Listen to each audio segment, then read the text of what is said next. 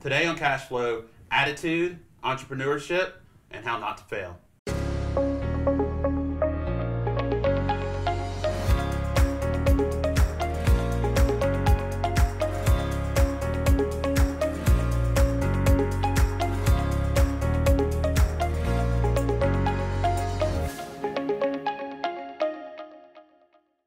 Hi, I'm Jason Waters, CEO of JW Financial Group, and welcome to Cash Flow, where we talk about the number one goal of your small business, which is to create cash flow. With us today is Veanne Smith.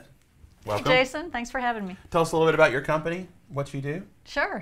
So I'm one of the co-founders of a tech company here in Atlanta called SOLTECH. We started the firm 22 years ago. My husband and I are partners in that.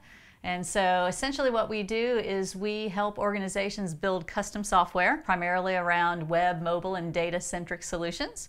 And we also have an IT staffing component to our organization, so kind of levels it out. If I need to hire an IT person, I can call you? That would be correct, Okay. yes. And then SOLTECH, how would I find SOLTECH? Well, we're out on the web, certainly, as soltech.net. Okay. So soltech.net, yes. Awesome. So tell me, what kind of software do you create? Well, it's custom software. So, you know, a lot of people may not understand how you build software, but I always like to make analogies for people to understand it. So I liken it to building a custom home. You know, you can build two kinds of homes. You could buy one that was already built and you just go move in and all the tile and everything has been selected for you and you just have to live with it, whether you like blue or gray or whatever, you're stuck.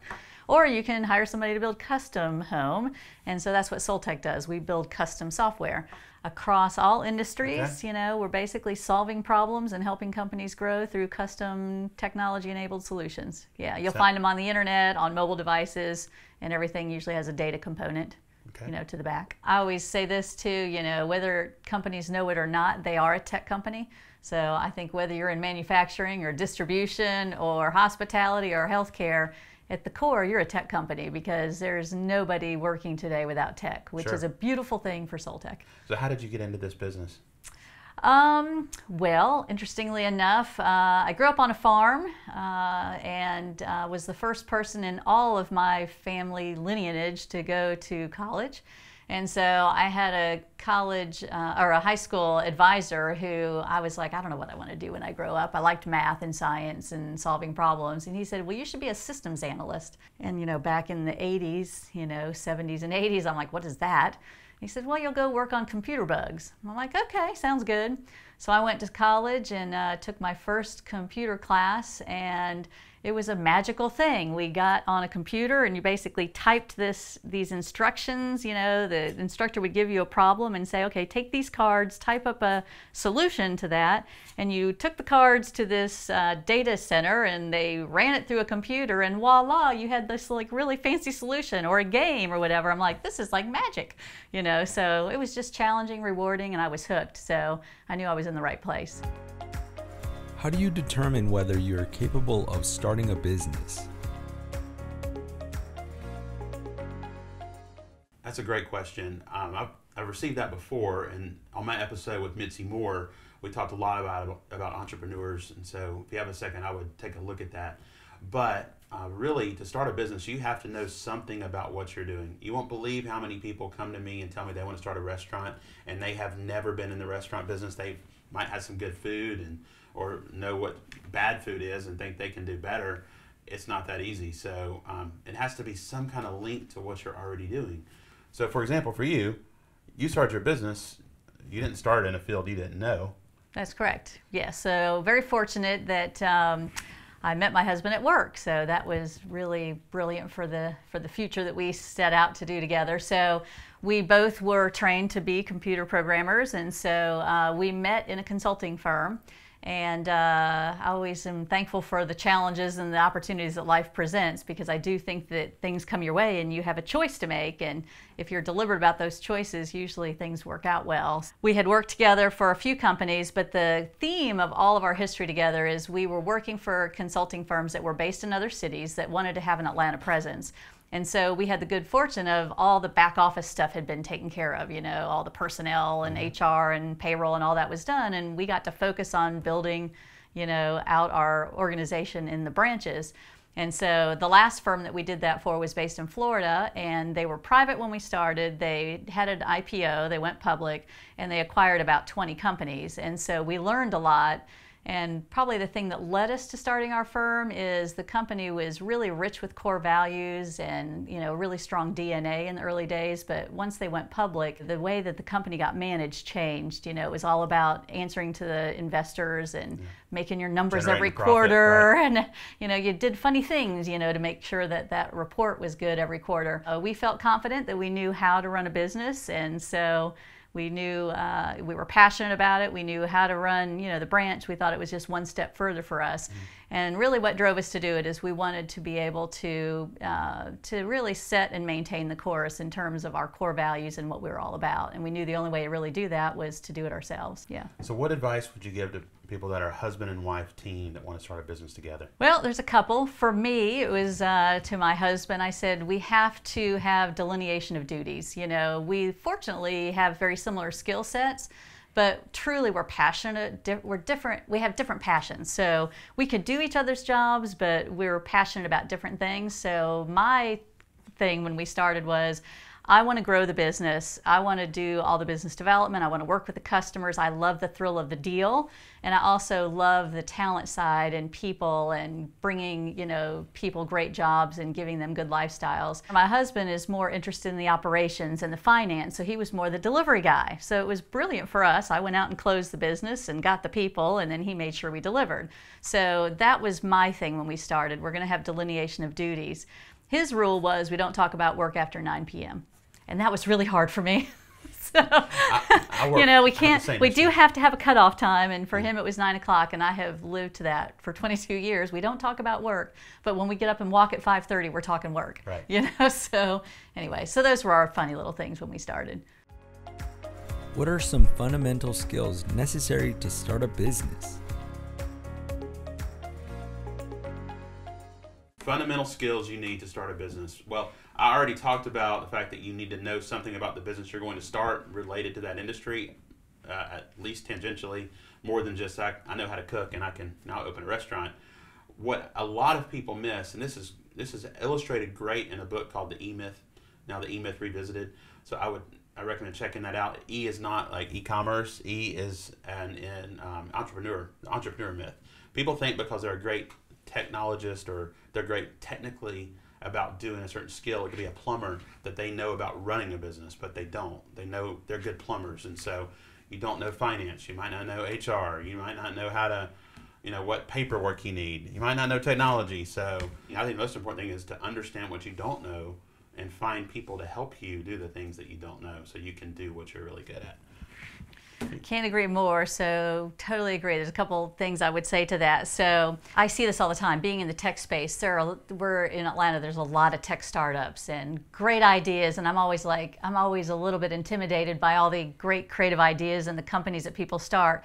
But I see time and time again, the skill that they don't realize they need more than anything is they have to always be doing business development, marketing, getting the word out. As I always tell people, it's like you can build the most beautiful thing ever, this wonderful solution that's going to solve world hunger, but if you don't tell anybody about it, you're not going to sell anything, right? And you're not going to be able to hire people, and you're not going to have a business. You're going to have a great idea and a great product, but you've got to be always selling, marketing, you know, getting your word out. So I think you have to, if you're going to start a business, you have to have someone in that organization that is passionate about doing that, which is driving the revenue, right? So, and if it's not you or it's not your partner, you need to hire for it.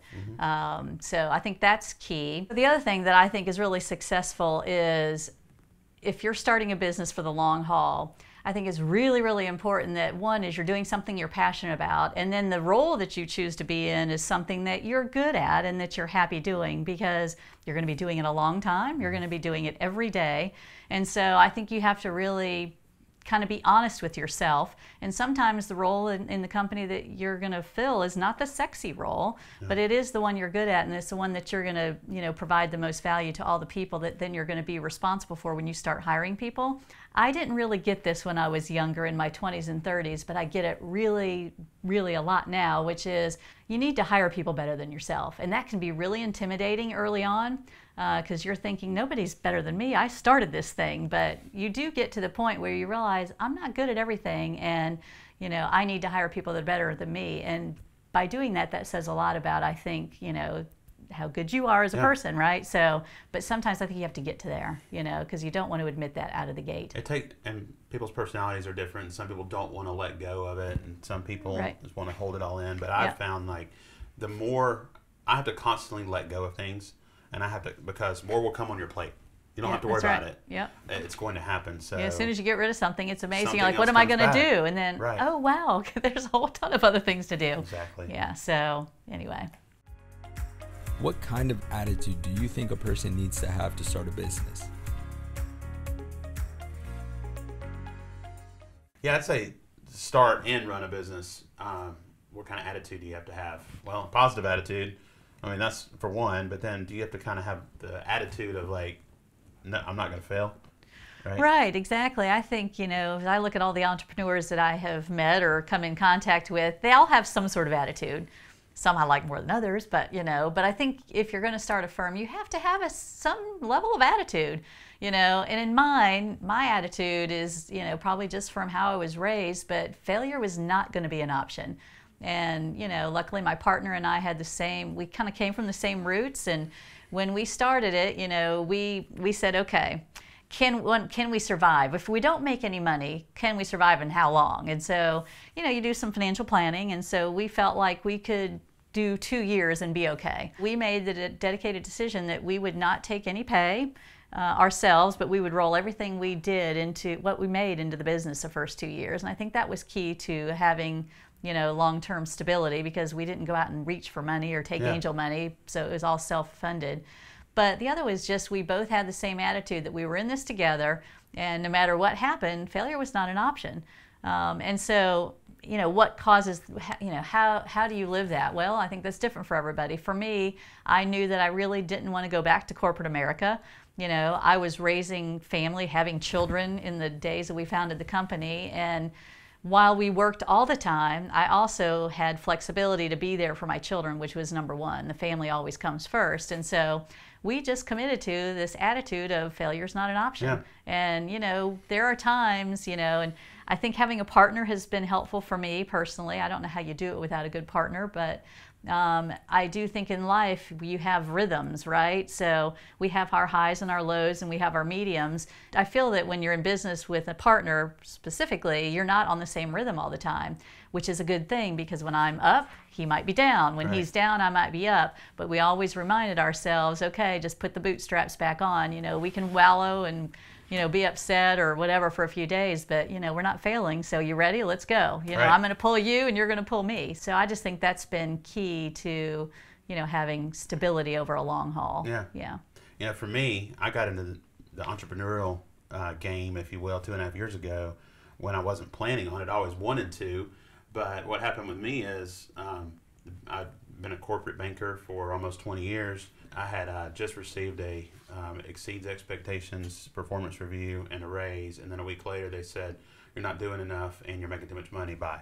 And so surprise, you're not in control, and we'll give you 2 weeks severance, which is not severance, but and so I was down for a couple of days. I'm like, what has happened to me? And then it hit me. I said, I don't want to do this anymore. I've spent 20 years in banking. I've worked for 6 different firms.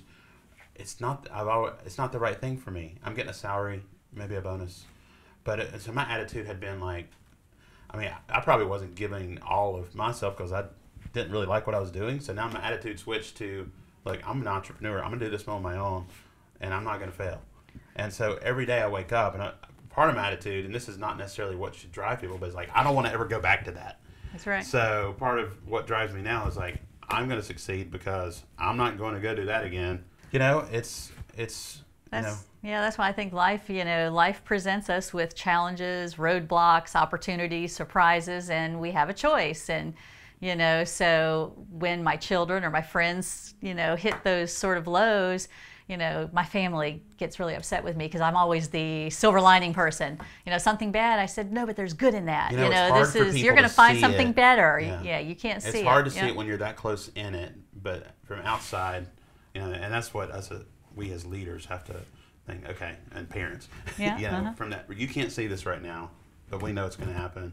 And from my perspective, I know, you know, God has plans to bless and not harm me, but, you know, that's just, we just have to be the leaders there. Right. Well, that's all we have for today's episode of Cash Flow. Thank you for coming in. It's been a pleasure. And Thanks for having me. How can folks find you?